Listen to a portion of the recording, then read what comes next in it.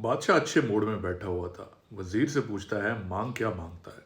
वजीर कहता है, बादशाह सलामत, आपकी सल्तनत इतनी खूबसूरत है कि अगर इसका 10वां हिस्सा भी किसी को मिल जाए तो उसकी ज़िंदगी बन जाए। बादशाह कहता है, 10वां हिस्सा क्या, मैं तुझे अपनी आधी सल्तनत देता हूँ, लेकिन तुझे मेरे 3 सवालों का जवाब देना पड़ेगा। पहला सवाल, इंसान की ज़िंदगी का सबसे बड़ा सच क्या है। दूसरा सवाल, इंसान की ज़िंदगी का सबसे बड़ा धोखा क्या है। तीसरा सवाल, इंसान की सबसे बड़ी कमजोरी क्या है। बादशाह कहता है कि तुझे इन सवालों का जवाब 30 दिन के अंदर लेके आना पड़ेगा, वरना तेरी गर्दन उड़ा दूंगा। वजीर खुशी खुशी निकलता है, उलमा इकराम सारे इल्म वाले लोगों को इकट्ठा करता है, सवाल तीनों सामने रखता है, किसी को समझ नहीं आती, जवाब नहीं दे पाते। वजीर परेशान हो जाता है, बाहर निकल जाता है, जंगलों में, बियाबानों में और गली कूचे शहरों में घूमता फिरता है सवाल का जवाब इकट्ठा करने के लिए, लेकिन जवाब नहीं मिलता। घूमते घूमते वो एक जंगल में से गुजर रहा होता है कि एक झोपड़ी में से एक फकीर बाहर आता है। फकीर उससे पूछता है, अल्लाह के बंदे किधर घूम रहा है। वजीर अपनी सारी कहानी उसके सामने रख देता है।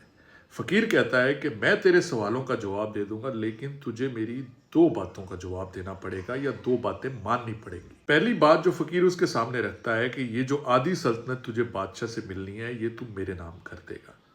अब वजीर क्या ना करता, लास्ट दिन था, अगर ना करता तो मौत सामने नजर आ रही थी। वजीर मान जाता है। फकीर कहता, मैं तेरे सवालों का जवाब देता हूं और अपना सवाल लास्ट पे पूछूंगा।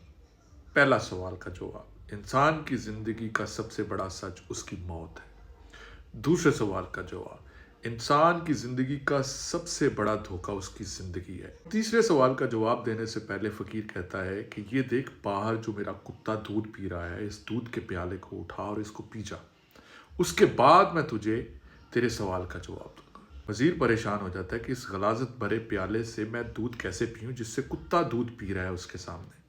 लेकिन मरता क्या ना करता, सामने मौत नजर आ रही थी तो वो दूध का प्याला उठा के पी लेता है। उसके बाद फकीर उसको तीसरे सवाल का जवाब देता है कि इंसान की सबसे बड़ी कमजोरी उसकी गर्ज है, उसका लालच है।